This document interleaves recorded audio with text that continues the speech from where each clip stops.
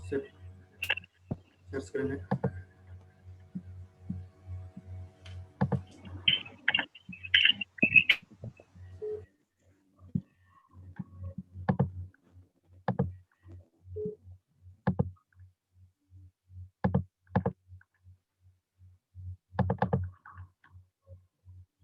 Oh,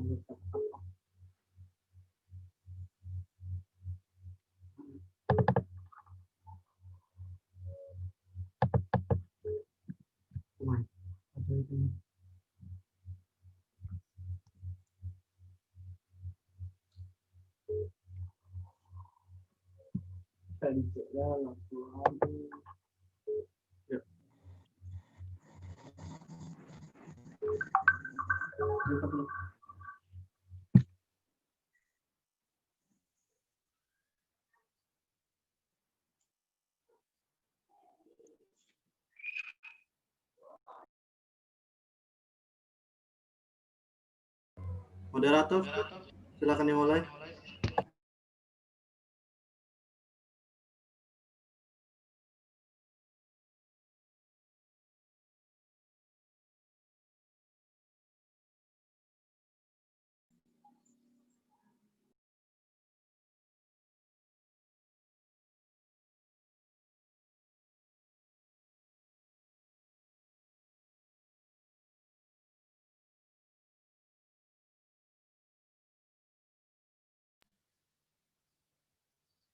Mulai lagi moderator.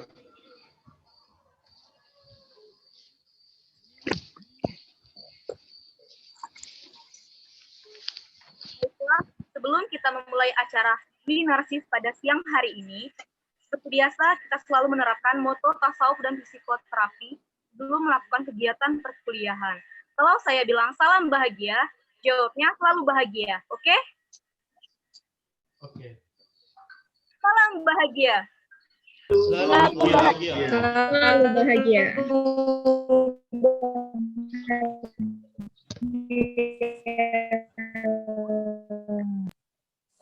Mikrofonnya tolong dimute agar acara webinar kita berjalan dengan lancar. Yang terhormat Bapak Iredo Fani Reza, SPSI, MASI. Yang terhormat para pemateri, panitia sekaligus penanggung jawab acara, dan yang terhormat para peserta webinar yang kami sayangi. Izinkan kami memperkenalkan diri terlebih dahulu. Kami dari anggota beranggotakan saya sendiri, Niwana Jutasari, sebagai moderator, Ramadan Arifin sebagai pemateri pertama, Ririn Krisdiani sebagai pemateri kedua, Muhammad Adil sebagai pemateri ketiga, Idris Safirwandi, Nur Maida, dan Marisa Francisca sebagai panitia sekaligus penanggung jawab acara. Ada gajah, ada unta, suka sekali makan kelapa. Kami buka webinar ini. Assalamualaikum semuanya. Waalaikumsalam warahmatullahi wabarakatuh. Alhamdulillahirabbil alamin wassalatu wassalamu ala asrofil anbiya'i wal mursalin wa ala alihi washabihi ajmain amma ba'du. Marilah kita panjatkan puji syukur atas kehadiran Allah Subhanahu wa taala yang telah melimpahkan nikmat dan karunia-Nya kepada kita semua. Salawat kita salam, mari kita curahkan kepada Nabi kita, Nabi besar kita, Nabi Muhammad SAW, sehingga kita dapat berkumpul bersama-sama dalam acara Narsis, webinar mahasiswa dengan tema Sehatkan Hati dan Jiwa melalui Psikoterapi Islam. Sebelum memulai acara pada pagi hari ini, ada baiknya kita melafazkan basmalah. Bismillahirrahmanirrahim.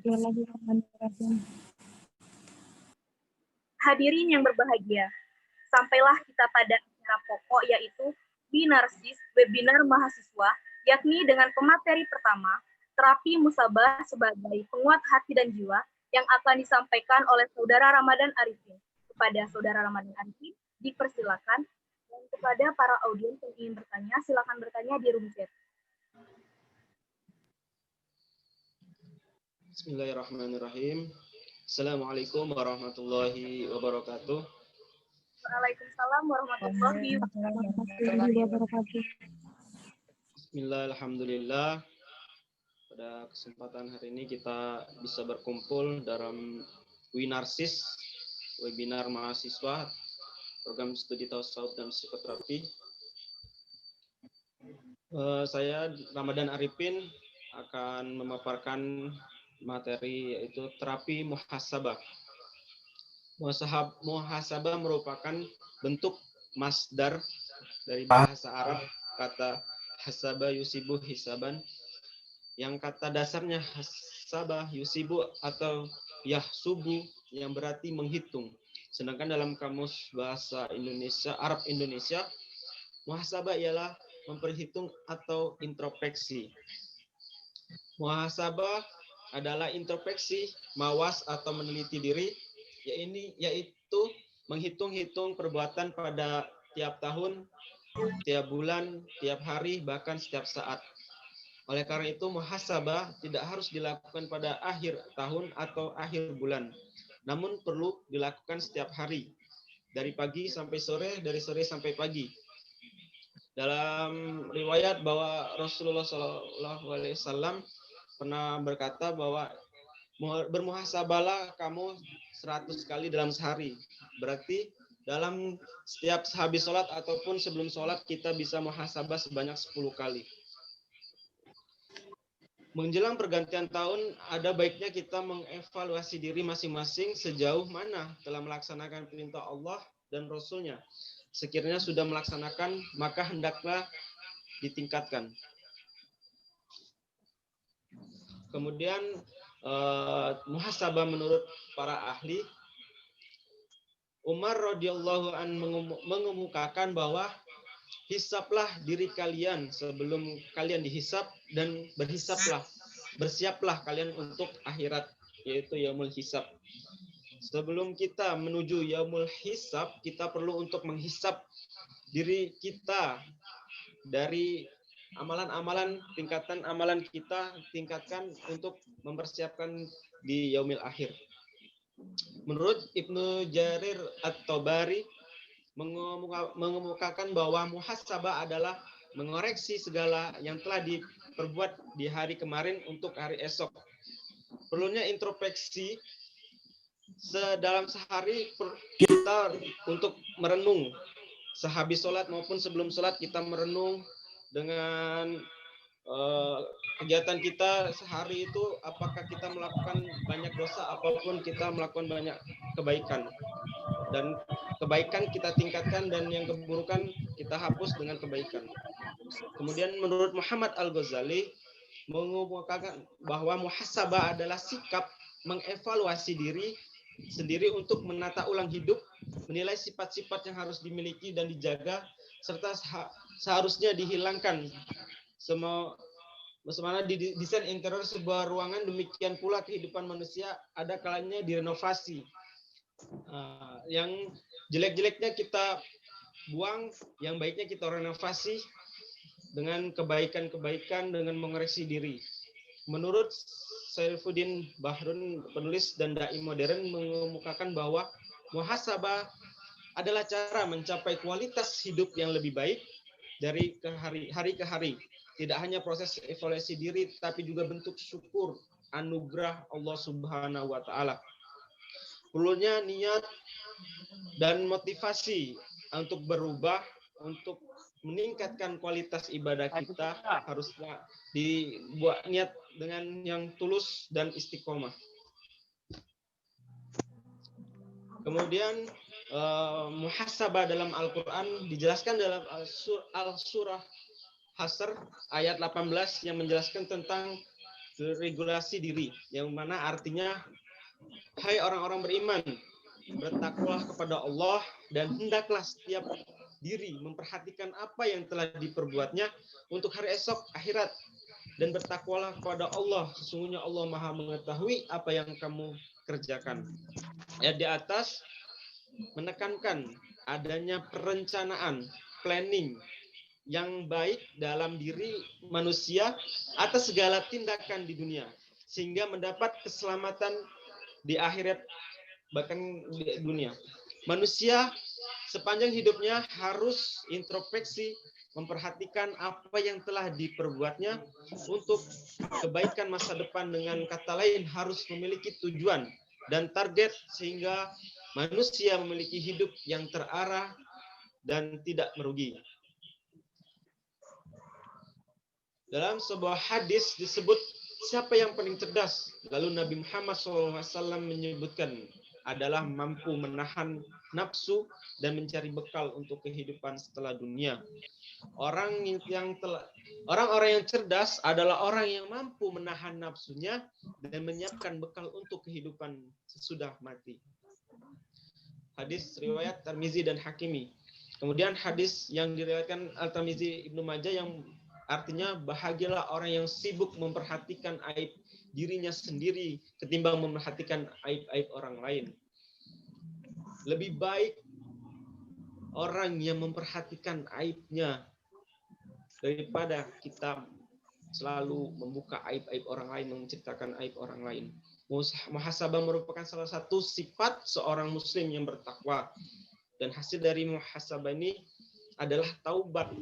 Sebagaimana diriwayatkan hadis Imam Muslim nomor 2703 dari Abu Hurairah radhiyallahu bahwa Rasulullah SAW bersabda, barang siapa yang bertaubat sebelum matahari terbit dari tempat terbenamnya, maka Allah akan menerima taubatnya.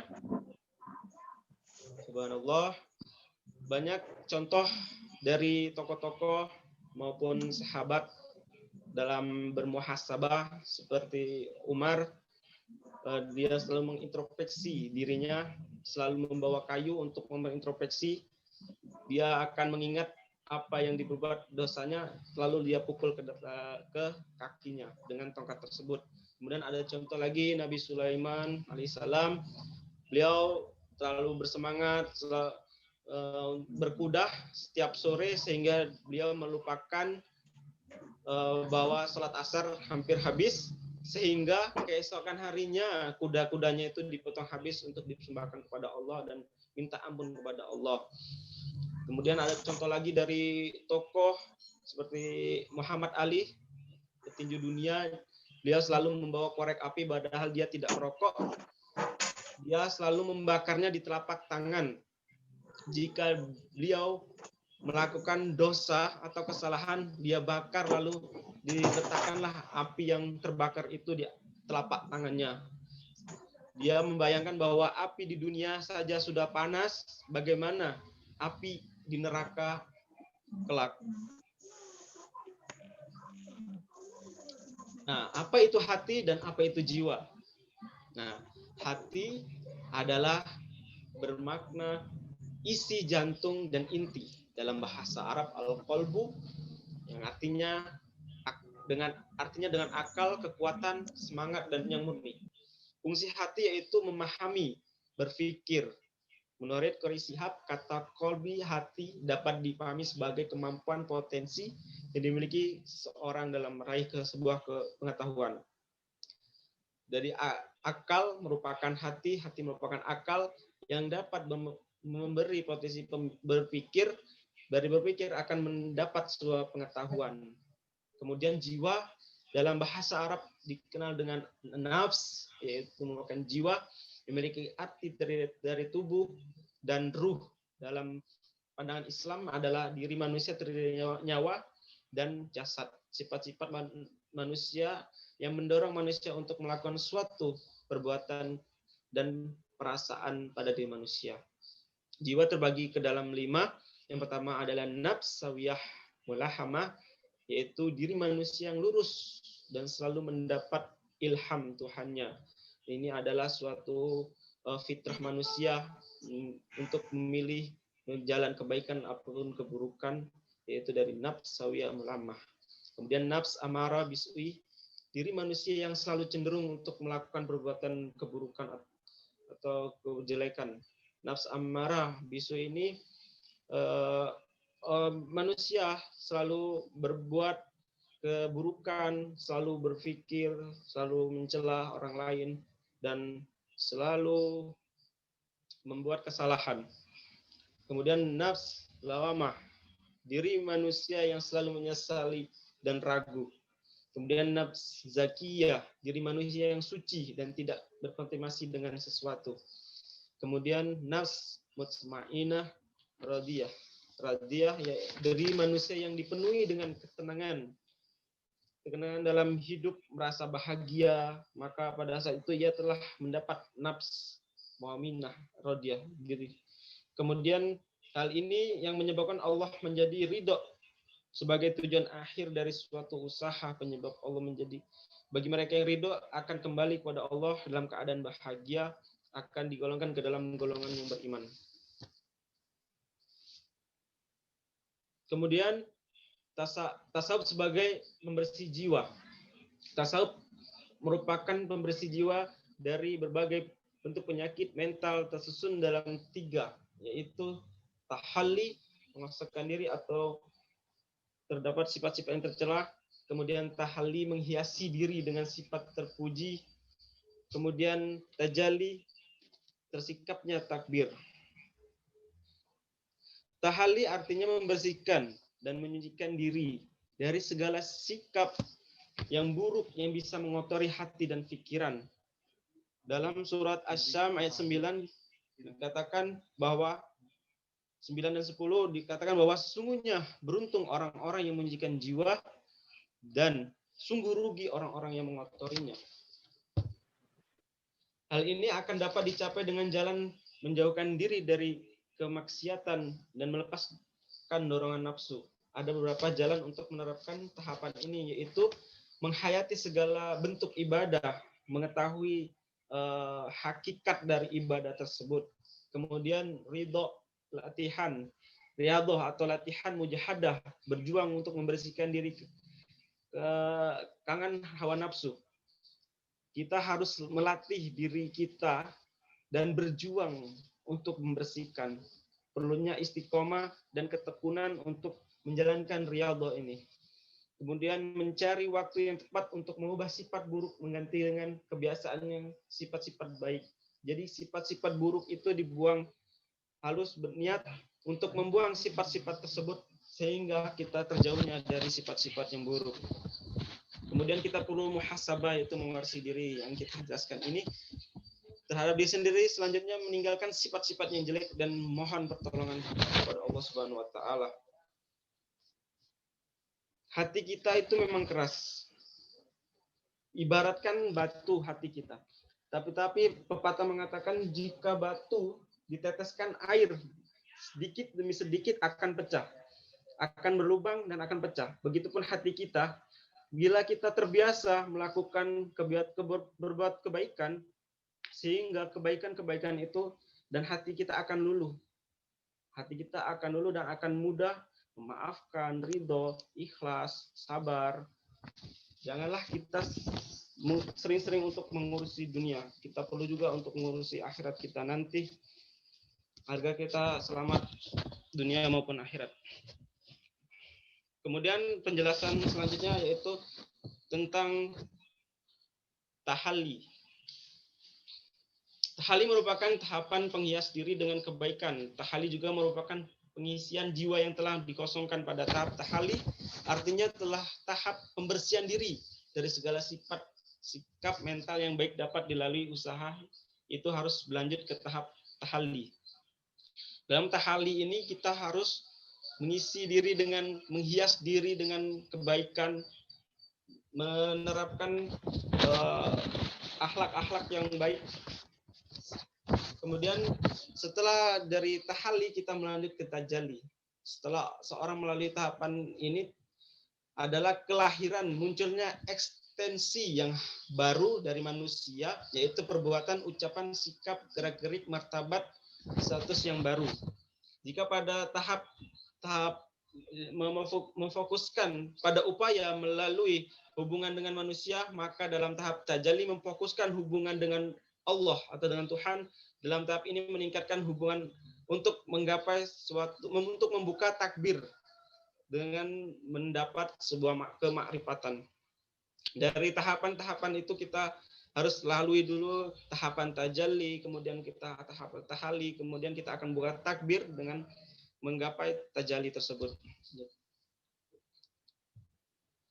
Dijelaskan oleh Raid Abdul Hadi dalam bukunya Martal Haq bahwa muhasabah dilakukan sebelum dan sudah beramal. sebelumnya melakukan sesuatu, seorang harus menghitung dan mempertimbangkan terlebih dahulu buruk, baik, dan manfaat perbuatannya itu, dan juga menilai kembali motivasinya, konsep, membentuk sebuah konsep plan, yaitu perencanaan, kemudian pelaksanaan, pemeriksaan, dan tindakannya itu bagaimana. Kita sebelum kita bermuhasabah, kita perlunya merencanakan agar muhasabah kita itu benar-benar berhasil. Kemudian muhasabah kita semua diajak untuk merenung apa yang sudah mereka lakukan selama ini, sudah berapa umurnya, sudah berapa banyak dosa dan pelanggaran yang mereka lakukan, sudah berapa banyak orang yang ia sakiti dan zolimi. Dengan metode ini, biasanya banyak orang yang selama ini hidup jauh dan tuntunan agama yang menjadi sadar dan taubat kepada Allah Subhanahu wa taala. Dalam metode ini, muhasabah itu ada metode perenungan, kemudian ada metode dengan puisi dalam terapi muhasabah, kemudian ada motivasi-motivasi. Dari manfaat ini, terapi muhasabah memiliki manfaat, yaitu kritik dari muhasabah bisa menarik kasih dan pertolongan Allah Subhanahu wa taala, kemudian memampukan seseorang untuk memperdalami iman dan penghambaannya berhasil dalam menjalankan ajaran Islam dan meraih kedekatan dengan Allah dan kebahagiaan abadi. Muhasabah dapat mencegah seorang hamba jatuh ke jurang keputusan dan kesombongan atau ujub dalam beribadah, serta menjadikan selamat di hari kemudian. Muhasabah dapat membuka pintu menuju ketenangan dan kedamaian spiritual dan juga menyebabkan seseorang takut pada Allah dan siksaannya. Muhasabah juga dapat membangkitkan kedamaian dan ketakutan di dalam hati manusia. Di sini ada sedikit kata-kata dalam muhasabah ini. Yang singkat itu adalah waktu, yang menipu itu dunia, yang dekat itu kematian, yang besar itu hawa nafsu, yang berat itu amanah, yang sulit itu ikhlas, yang susah itu sabar, yang berharga itu iman, yang mudah itu berbuat dosa, yang sering lupa itu bersyukur, yang membakar amal itu ghibah, yang mendorong ke neraka itu lidah, yang menenangkan hati itu zikir, dan yang ditunggu Allah itu adalah taubat. Terima kasih, itulah pemaparan dari saya. Saya kembalikan kepada moderator. Silakan moderator. Terima kasih kepada Saudara Arifin. Baiklah, terima kasih kepada audiens yang sudah bertanya. Selagi menunggu jawaban, marilah kita simak materi kedua. Materi kedua akan disampaikan oleh Saudari Ririn Krisdiani dengan materi Sehatkan Jiwa Melalui Terapi Zikir. Kepada Saudari Ririn dipersilakan, dan bagi para audiens yang ingin bertanya, silakan bertanya di room chat. Baiklah, Assalamualaikum warahmatullahi wabarakatuh. Waalaikumsalam warahmatullahi wabarakatuh. Sebelumnya saya moderator telah menyebutkan nama saya. Baiklah, di sini saya akan langsung menjelaskan materi dari kami. Materi yang kedua yaitu Sehatkan Jiwa Melalui Terapi Zikir. Sebelumnya kita telah mengetahui zikir itu apa, dan sebagai umat Islam kita juga mempercayainya. Di sini saya akan menjelaskan zikir. Zikir dalam bahasa Arab berarti mengingat. Zikir di dalam Al-Quran diartikan sebagai mengingat Allah. Zikir lebih bersifat generik, yaitu segala upaya yang dilakukan seseorang. Jadi, zikir adalah suatu bentuk dari cara seseorang untuk lebih mendekatkan diri kepada Tuhan. Dalam berzikir atau menyebut nama Allah berkali-kali dan mengungkapkannya, dapat menghilangkan penyakit hati yang ada di dalam diri manusia, sehingga pikiran tenang dan hidup lebih mudah dijalani saat mendapat masalah. Kita sebagai manusia tidak munafik pada umumnya. Ketika kita memiliki masalah, kita akan hanya ingat kepada Allah. Dan ketika kita bahagia, kita akan melupakannya. Bukan cuman saat kita mendapat masalah saja. Apabila kita mengalami kesulitan itu, masih banyak orang yang mengingat Allah. Tetapi ketika kita mengalami kenikmatan, kejayaan, atau mungkin itu prestasi, bisnis, atau dan lain sebagainya, kebanyakan manusia akan melupakan Allah Subhanahu wa Ta'ala. Di sini dijelaskan dalam surah Al-Ahzab dari ayat 41 sampai 42 yang artinya, hai orang-orang yang beriman, berzikirlah dengan menyebut nama Allah, zikir yang sebanyak-banyaknya, dan bertasbihlah kepadanya di waktu pagi dan petang.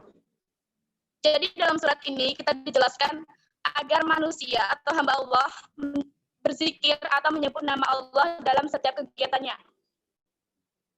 Di sini juga dijelaskan dalam Al-Quran, zikir itu menyebut dan mengingat nama Allah dalam setiap keadaan. Tujuannya adalah ikatan batin atau kejiwaan antara hamba dengan Sang Pencipta. Jadi apabila kita tidak berzikir kepada Allah, maka hati kita akan gelap dan pikiran kita akan menjadi tidak karuan, atau setiap ada masalah kita akan menganggap masalah itu sangat berat. Sehingga di situ mental manusia akan terganggu. Di sini dijelaskan juga dalam menyebut nama Allah seperti la ilaha illallah, subhanallah, astagfirullahaladzim, akan membuat hati manusia lebih tenang. Dan saat mengingat Allah, kita bisa mengingatnya melalui lisan, bisa menyebutnya melalui lisan dan dalam hati. Di sini terbagi macam-macam zikir. Yang pertama yaitu zikir lisan atau dari lidah. Menyebut nama Allah dengan lidah, bunyinya berupa kalimat subhanallah, alhamdulillah, sholawat, dan istighfar. Bagi teman-teman yang mengikuti webinar hari ini, saya ingin bertanya, apakah ada sih di antara kalian yang sudah berzikir hari ini?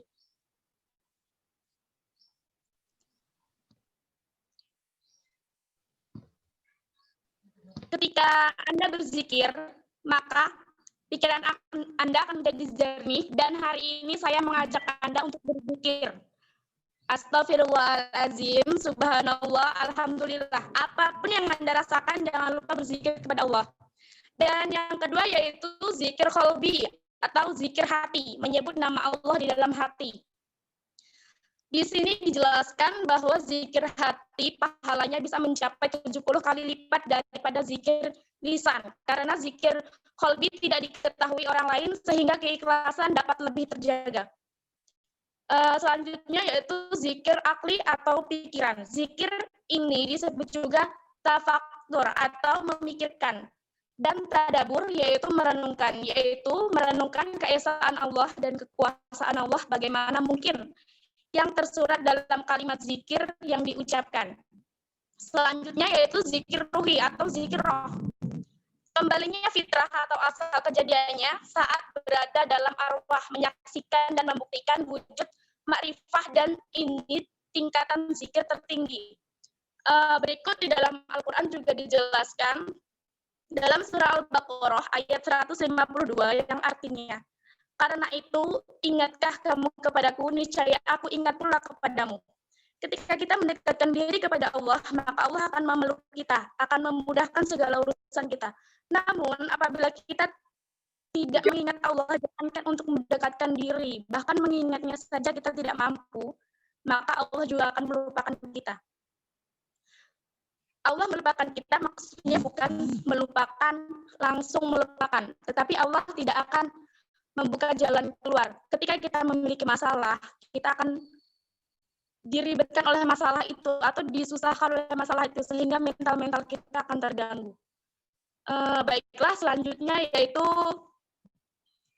next, doa dan zikir. Di sini kebanyakan doa diawali dengan zikir, atau doa dan zikir adalah sesuatu yang saling berkaitan dan tidak dapat dipisahkan. Zikir merupakan salah satu bentuk komitmen keimanan seseorang. Doa adalah permohonan yang dimunajatkan kepada Allah. Zikir adalah mengingat Allah dengan segala sifat-sifatnya. Dengan demikian, yang dimaksud dengan doa dan zikir adalah suatu amalan dalam bentuk kata-kata yang diucapkan secara lisan ataupun dalam hati yang berisikan permohonan kepada Allah dengan selalu mengingat namanya dan sifatnya. Pengertian zikir tidak terbatas pada bacaan zikirnya itu sendiri, melainkan meliputi segala bacaan. sholat ataupun perilaku kebaikan lainnya sebagaimana yang diperintahkan dalam Islam. Contoh mudahnya saja, contoh simpelnya, ketika kita meminta sesuatu kepada orang tua kita akan melakukan berbagai hal. Contohnya merayu, bahkan kita bisa membersihkan rumah bagi perempuan atau yang laki-laki bisa menolong, padahal itu ada sebabnya. Begitu juga dengan Allah. Ketika kita meminta sesuatu dengan Allah, Allah juga ingin dong dibujuk-bujuk. Seperti kita berzikir itu kan mengagungkan nama Allah. Berarti kita membujuk Allah agar mengabulkan doa yang kita minta atau doa yang kita inginkan selama ini. Mudah-mudahan itu lebih mempercepat doa kita sampai kepada Allah. Next. Dipandang dari perspektif sudut kesehatan jiwa, doa dan zikir mengandung unsur psikoterapeutik yang mendalam. Terapi psikoreligius tidak kalah pentingnya dibandingkan psikoterapi psikiatrik, karena ia mengandung kekuatan spiritual atau kerohanian yang membangkitkan rasa percaya diri dan rasa optimisme. Rasa percaya diri dan optimis merupakan dua hal yang amat esensial bagi penyembuhan suatu penyakit di samping obat-obatan dan tindakan medis. Jadi di sini dijelaskan juga bahwa doa dan zikir itu termasuk terapi yang religius. Di situ mereka sangat berkaitan, dan dalam doa dan zikir dapat menumbuhkan rasa percaya diri dan optimisme. Ketika seseorang percaya diri, maka dia akan tidak akan merasa insecure, tidak akan merasa tertekan, dan dia optimis, dia yakin bahwa apa yang dia lalui akan ada akhirnya. Seperti malam adalah masalah dan pagi atau matahari adalah jalan terang yang bisa membawa kita keluar dari masalah tersebut. Penelitian yang dilakukan oleh ilmuwan Chancellor atau Lezen dan Wilson terhadap pasien-pasien nazar, narkotika, alkohol, zat aktif, dan lain-lain. Dan gangguan jiwa skizofrenia menyatakan bahwa komitmen agama tidak ada atau kurang. Di situ mereka juga melakukan penelitian kepada orang-orang yang mengalami gangguan mental. Di situ mereka juga gangguan mental, nafza, atau mungkin rehabilitas, tempat-tempat rehabilitas. Mereka juga mengajarkan kepada pasien-pasiennya untuk melakukan terapi zikir. Di situ bertujuan yaitu mereka memperbaiki diri pasien. Mereka memperbaikinya dari dalam, lalu mereka melanjutkan dengan terapi-terapi biasa atau terapi-terapi bermain musik. Itu adalah melatih dari kecenderungan otak mereka. Selanjutnya yaitu dalam penelitian tersebut diperoleh bahwa terapi mediki psikiatrik yang diberikan tidak memperoleh hasil yang optimal bila tanpa disertai terapi keagamaan. Di sini juga dijelaskan bahwa terapi agama menurutnya yaitu sebagai 50% dari pengobatan atau lebih cenderung bersifat positif atau respon dari seorang pasien tersebut mengalami perkembangan. Selanjutnya yaitu penggunaan obat-obat terlarang, terutama yang merupakan golongan obat penenang yang tinggi dosisnya, bisa menimbulkan perubahan struktur sistem saraf di otak di saat memakai dan di kemudian hari setelah tidak memakai sekalipun. Bisa kita ketahui bahwa seseorang yang sudah kecanduan atau seseorang yang menggunakan narkoba, itu kan sangat tidak mungkin untuk disembuhkan. Itu pasti ada kemungkinan, tetapi mereka tidak bisa sembuh secara keseluruhan. Nah, mulai dari orang memakai narkoba itu kan mereka memiliki masalah yang menurut mereka itu sangat berat dan tidak memiliki jalan keluar, sehingga mereka lari ke dalam obat-obatan yang terlarang. Nah, disitulah peran dari terapi keagamaan. Mereka akan membuat kepercayaan diri pada pasien tersebut muncul, dan mereka akan membuat bahwa setiap masalah itu memiliki jalan keluar ketika kita mengingat Tuhan kita, Sang Pencipta. Next, di sini dicontohkan dalam alkohol. Alkohol malah membuat kecemasan semakin menjadi. Marijuana alias ganja juga demikian. Efeknya yang menenangkan terkadang tidak dialami oleh semua orang. Gejala paranoid malah suka timbul pada saat memakai dan setelah memakai. Intinya, zat adiktif terlarang, alkohol dan marijuana adalah zat yang akan mempengaruhi mekanisme di otak dan hal tersebut bisa berlangsung menetap.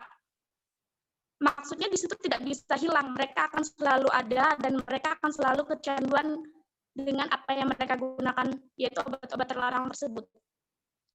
Hal ini yang menjadikan peneliti tertarik untuk mengangkut judul metode zikir dan wirid sebagai penyembuhan orang yang mengalami substance-related disorder atau gangguan karena penggunaan zat psikoaktif.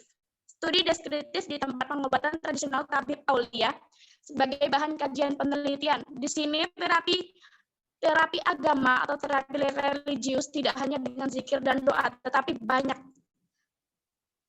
Di sini juga sudah dijelaskan dalam penelitian oleh Nunung Sitepu pada tahun 2009.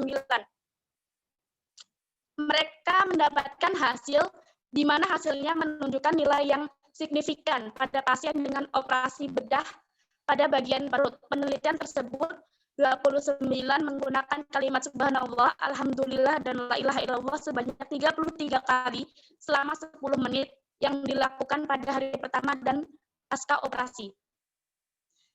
Di situ mereka mendapatkan ketenangan hati, dan ketika seseorang mengalami operasi, kebanyakan kan mengalami trauma atau apa, mereka akan merasakan sakit dan mereka juga akan mengalami mental yang terganggu. Nah, di situ psikoterapi dari religius itu membantu mereka agar tidak terganggu dalam hal mentalnya. Baiklah, kesimpulan dari tujuan dari zikir sebagai terapi yaitu yang pertama yaitu tertera dalam surat Ar-Ra'd dalam ayat 28 yang artinya yaitu orang-orang yang beriman dan hati mereka menjadi tentram dengan mengingat Allah. Ingatlah hanya dengan mengingat nama Allah lah hati menjadi tentram. Hanya dengan mengingat namanya saja hati kita sudah tentram. Apalagi ketika kita mengingat keseluruhannya. Seluruh nikmat yang Ia berikan dari kita kecil hingga kita besar sekarang.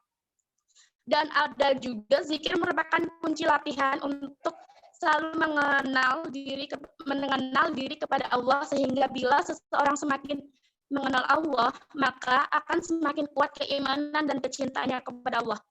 Tujuan zikir antara lain yaitu akan membuahkan ketenangan batin, kemantapan jiwa, dan dapat memberi semangat untuk selalu berkarya atau beramal soleh, menimbulkan ketenangan, kemantapan, dan semangat. Yang terakhir yaitu manfaat dari zikir. Seseorang yang berzikir akan merasakan beberapa manfaat. Selain merasakan ketenangan batin, juga terdapat fakta atau manfaat yang lain, yaitu yang pertama, zikir merupakan ketetapan dan syarat kewalian. Artinya siapa yang senantiasa berzikir kepada Allah, maka akan bisa mencapai derajat kekasih Tuhan. Selanjutnya, zikir merupakan kunci ibadah-ibadah yang lain. Selanjutnya, zikir akan membuat hijab dan menciptakan keikhlasan hati yang sempurna. Zikir akan menurunkan rahmat, menghilangkan kesusahan hati, meluangkan hati, memutuskan kehendak setan. Zikir menolak bencana. Baiklah, terima kasih. Itu tadi penjelasan dari saya. Selanjutnya saya serahkan kepada moderator. Baiklah, terima kasih Saudari Ririn. Bagi para audiens yang ingin bertanya, silakan bertanya di room chat. Baiklah, materi ketiga akan disampaikan oleh Saudara Muhammad Andreu dengan materi Sucikan Diri dan Jiwa melalui logoterapi sufistik. Kepada Saudari Andreu dipersilakan.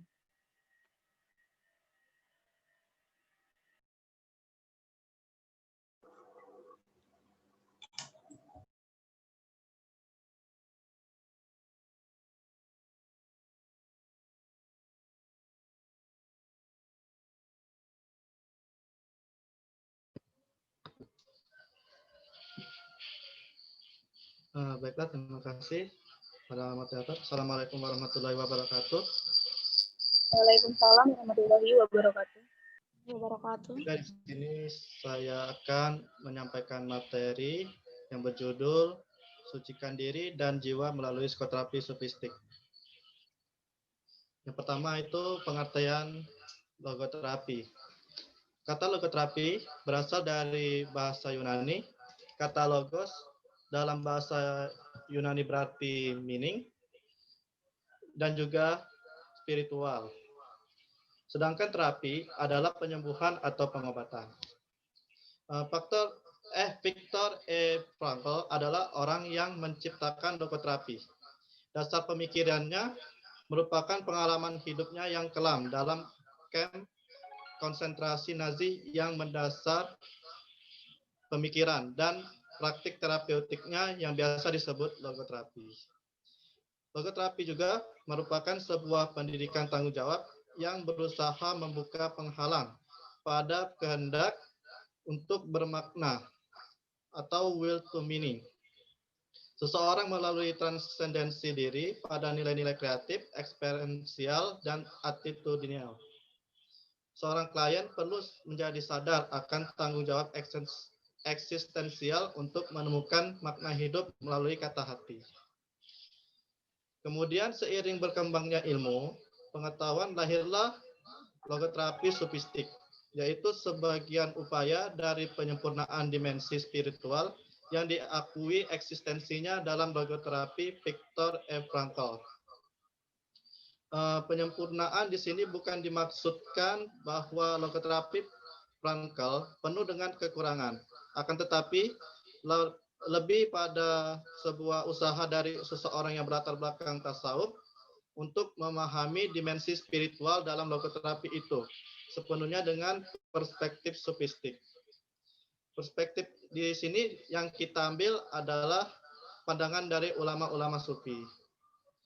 Logoterapi mengajarkan bahwa manusia harus dipandang sebagai kesatuan raga, jiwa, dan rohani yang tak terpisahkan. Menurut Mujib dan Yusuf Mudakir, jasad atau raga tanpa ruh merupakan substansi yang mati, sedangkan ruh tanpa jasad tidak dapat teraktualisasi. Karena saling membutuhkan, maka diperlukan perantara yang dapat menampung kedua natur yang berlawanan, yang dalam psikologi Islam disebut dengan an-nafs atau jiwa. Next. Dalam Al-Quran, nafs dan ruh merupakan dua istilah yang makna fungsinya membingungkan. Dan keduanya merupakan konsep yang abstrak. Ada orang berkata bahwa dengki, takabur, cemas, kecewa, dan sebagainya itu termasuk penyakit ruhaniah. Sesungguhnya semua itu bukanlah ruh, melainkan nafs. Sesuatu yang dikeluarkan dari orang mati itu bukan ruh, tapi nafs. Dalam Quran surah An-Na'am ayat 93. Jadi an-nafs adalah masalah insania, sedangkan ruh adalah getaran ilahiyah, yaitu getaran sinyal ketuhanan sebagaimana rahmat dan nikmat, hikmah dan berkat yang semuanya sering terasakan sentuhannya, tetapi manusia tidak dapat memahami hakikatnya. Kebebasan yang dikemukakan Frankl sejalan dengan konsep Islam, yang mana manusia bersifat bebas dan merdeka. Mereka diberi kepercayaan penuh oleh Tuhan, diberkahi dengan risalah yang diturunkan melalui para nabi dan karunia rasa tanggung jawab. Mereka diperintahkan untuk mencari nafkah di muka bumi dengan inisiatif dan jerih payah mereka sendiri. Mereka pun bebas memilih kesejahteraan dan kesengsaraan bagi dirinya. Hasrat untuk hidup bermakna sebagai motivasi utama manusia yang mengarahkan seluruh aktivitas kepada tujuan dan nilai-nilai yang bermakna, serta penyataan bahwa kesenangan, kebahagiaan, dan kekuasaan merupakan akibat samping dari keberhasilan memenuhi makna dan tujuan hidup. Mirip pula dengan pernyataan bahwa manusia akan memperoleh pahala atas amal soleh yang dikerjakan. Next. Dalam bimbingan rohani, Frankl menekankan realisasi nilai-nilai bersikap dengan tujuan sikap positif terhadap penderita yang dialami manusia. Bimbingan rohani kiranya dilihat sebagai ciri paling menonjol dari logoterapi sebagai psikoterapi berwawasan spiritual. Sebab bimbingan rohani merupakan metode yang secara eksklusif diarahkan pada unsur rohani atau roh. Dengan sasaran penemuan makna oleh individu atau klien melalui realisasi nilai-nilai bersikap, jelasnya bimbingan rohani ini merupakan metode yang khusus digunakan pada penanganan khusus, di mana individu dalam penderita karena penyakit yang tidak bisa disembuhkan atau nasib buruk yang tidak diubahnya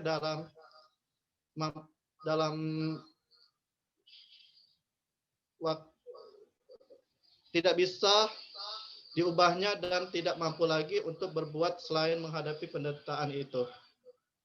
Nah, dalam pandangan Islam, sikap positif tersebut antara lain qanaah, sabar, syukur, dan tawakal.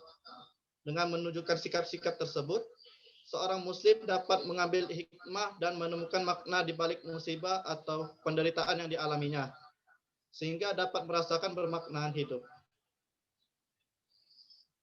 Adapun penata laksanaan logoterapi dalam mensucikan diri dan jiwa. Yang pertama itu teknik paradoxical intention. Kalau dalam bahasa sufi yaitu suhbah. Teknik paradoxical atau intensi paradoksal memusatkan potensinya pada kemampuan ihsan dalam menyadarkan diri pada kualitas esensial manusia, yaitu self-detachment atau pelepasan diri. Dalam intensi paradoksal, klien diminta untuk menginterpretasikan dengan tepat apa yang ditakutinya. Ketakutan yang digantikan oleh keinginan paradoksial memberikan kejutan yang tidak menyenangkan kepada penderita fobia. Selain itu, intensi paradoksal memasukkan perasaan humor klien sebagai sarana untuk meningkatkan sense of detachment atau perasaan yang terlepas dari neurisisnya dengan menertawakannya. Menurut Viktor Frankl, dalam Sulaiman, humor adalah senjata jiwa yang lain dalam mempertahankan diri.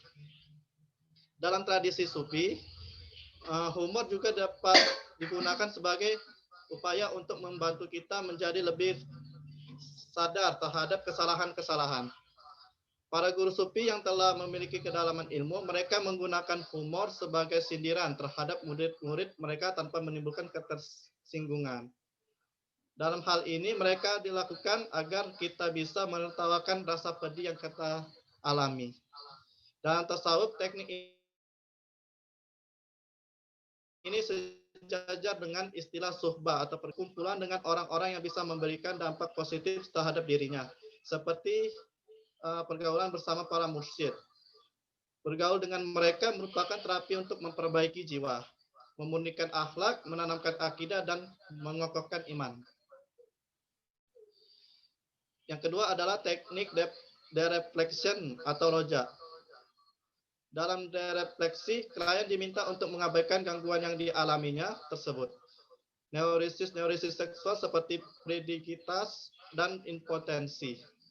Teknik ini memanfaatkan kemampuan yang ada pada setiap manusia dewasa, yaitu membebaskan diri dan tidak memperhatikan lagi kondisi yang tidak nyaman untuk lebih mencurahkan perhatian kepada hal-hal lain yang bersifat positif dan lebih bermanfaat.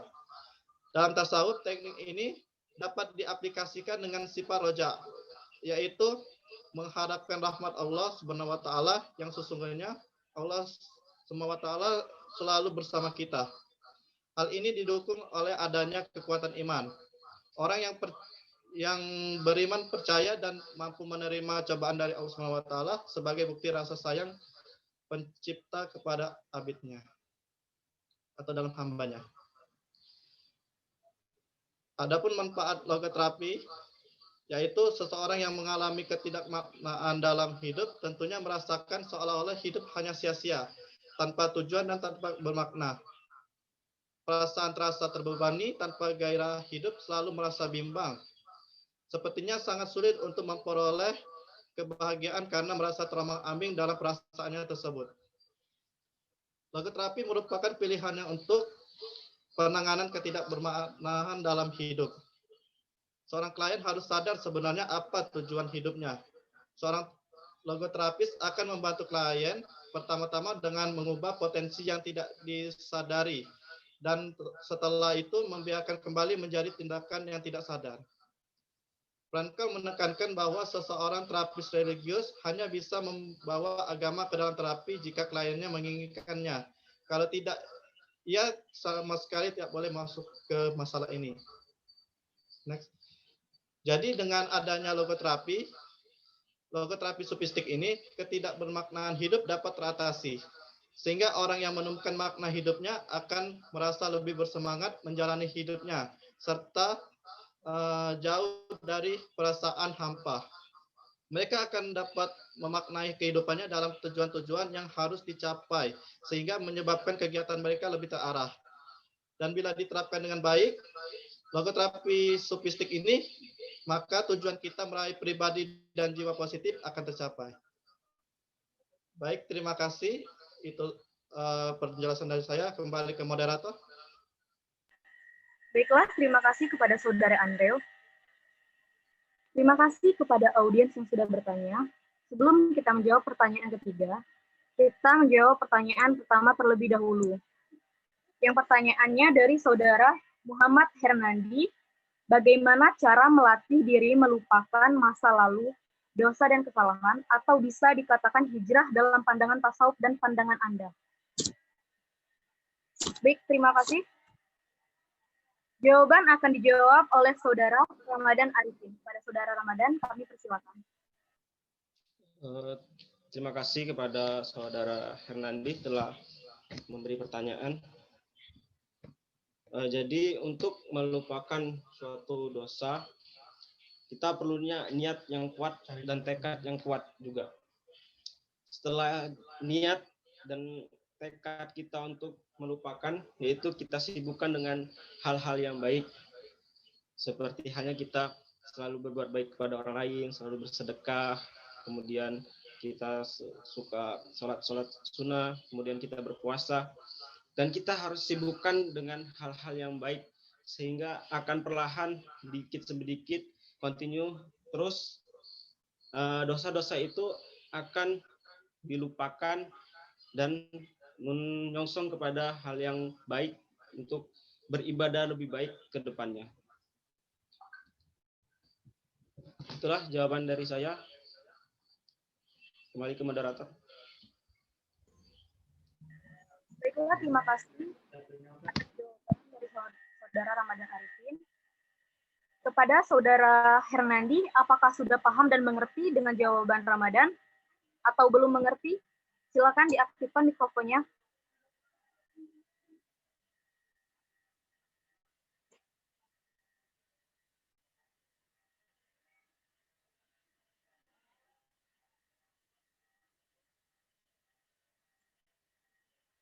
Baiklah, sepertinya Saudara Hernandi sudah keluar dari Zoom. Mungkin karena kendala sinyal. Baiklah, kepada audiens, apakah ada yang ingin menambahkan jawaban dari Saudara Ramadan atau ada yang ingin menyanggah? Dipersilakan.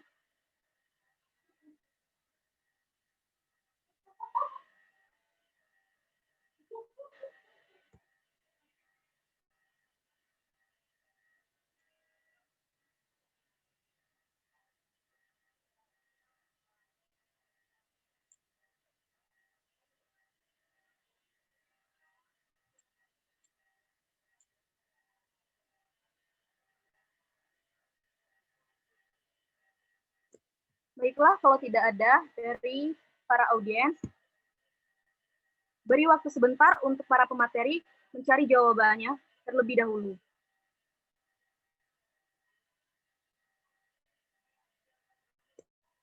Dan jika para audiens ada yang bisa menjawab, ada yang ingin membantu menjawab dari pertanyaan teman-temannya, boleh dijawab selagi menunggu pemateri mencari jawabannya.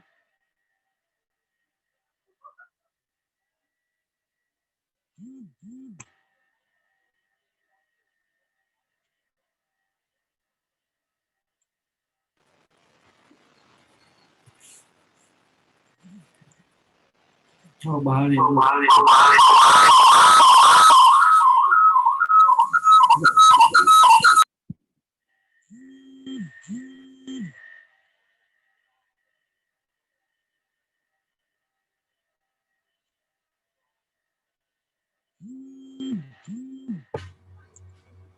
Moderator, saya akan menjawab pertanyaan dari saudara Henry.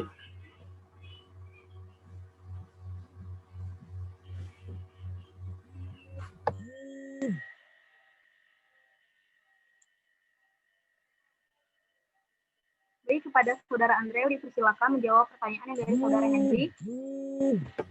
Baiklah, saya akan menjawab pertanyaan dari saudara Henry. Apakah teknik subah bisa mengatasi gejala depresi?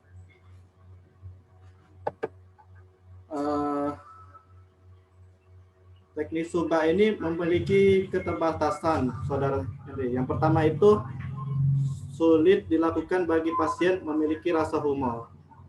Kedua, mempunyai kontraindikasi dengan depresi, terutama kasus depresi dengan kecenderungan bunuh diri.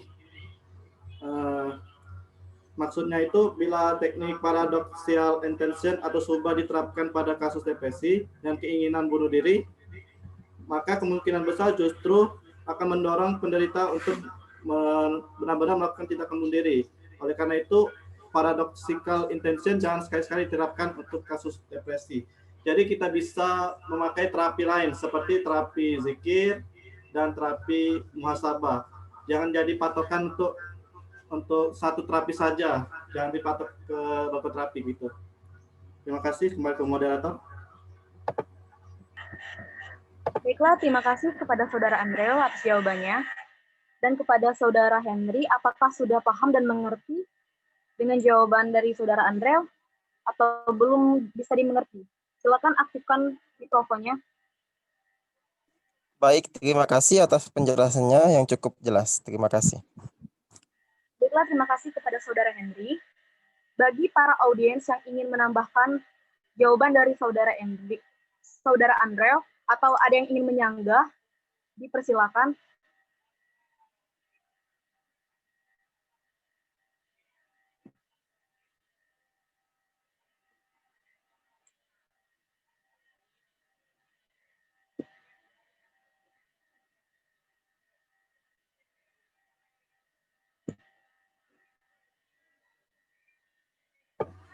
Moderator, yang pertanyaan saudari Neni saya akan jawab.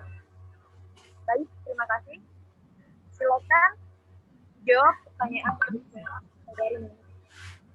Baiklah, saya akan menjawab pertanyaan dari saudari Neni. Pertanyaannya, apakah logoterapi bisa dilakukan secara mandiri dan bagaimana cara melakukannya? Jawabannya itu bisa, saudara Neni. Yang saya ambil dari kasus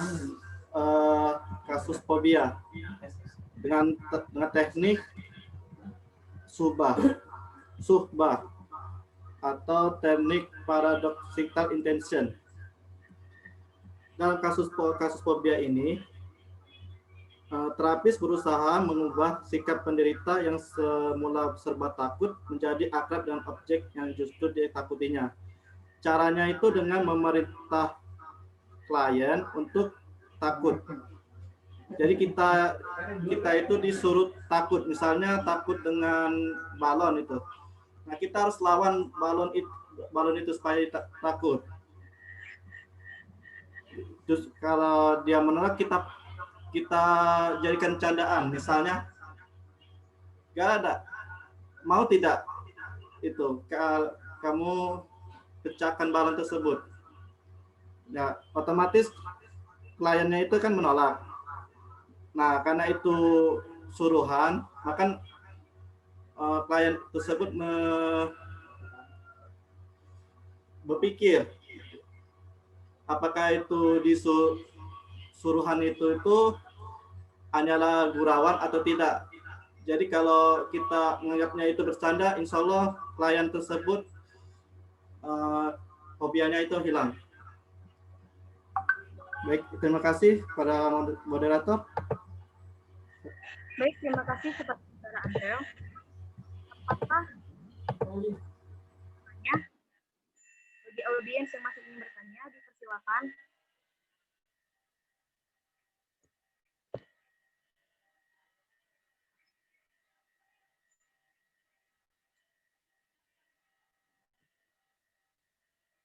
Baiklah, kalau tidak ada lagi yang ingin bertanya, berhubung waktu sudah menunjukkan pukul 11.54, sebelumnya saya akan menyampaikan kesimpulan dari materi yang sudah dijelaskan tadi. Dari materi pertama, berdasarkan penjelasan tadi, dapat dilihat bahwa terapi musabah memiliki banyak manfaat, diantaranya dapat membuka pintu menuju ketenangan dan kedamaian spiritual, dan juga menyebabkan seseorang takut pada Allah dan siksanya. Musabah juga dapat membangkitkan kedamaian dan ketakutan di dalam hati manusia.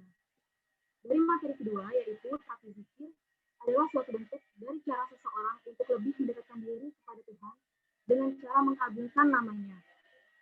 Terapi zikir dapat menghilangkan penyakit hati yang ada di dalam diri, sehingga pikiran menjadi tenang dan hidup lebih mudah dijalani saat mendapat masalah. Dari materi ketiga, logoterapi spesifik, dengan adanya logoterapi spesifik, pemaknaan hidup dapat teratasi, sehingga orang yang menemukan makna hidupnya akan merasa lebih bersemangat menjalani hidupnya, serta jauh dari perasaan hampa. Tiba saatnya kita di penghujung acara. Terima kasih atas perhatian dan kerjasama hadirin semua. Mohon maaf atas segala kekurangannya. Semoga ilmu yang kita dapatkan saat ini bermanfaat di masa yang akan datang. Hari Minggu, roti Padang, makanan Padang harus dibeli. Jika ada umur yang panjang, semoga dapat berjumpa lagi. Wallahu muwaffiq ila aqwamit thoriq. Wassalamualaikum warahmatullahi wabarakatuh. Salam bahagia. Salam bahagia. Waalaikumsalam warahmatullahi wabarakatuh. Acara webinar ini. Terima kasih semuanya. Terima kasih. Semuanya atas partisipasinya.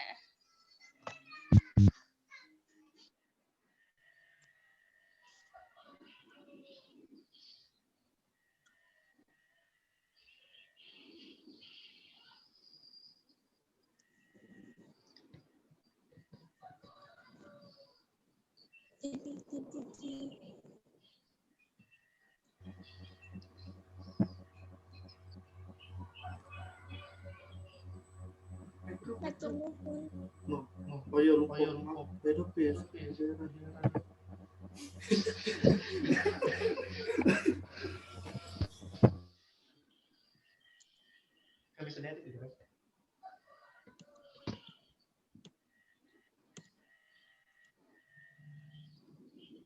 Please pass. Tadi mah tuh ya, Pak? Sudah. Buat sekolah dari pas. Ini record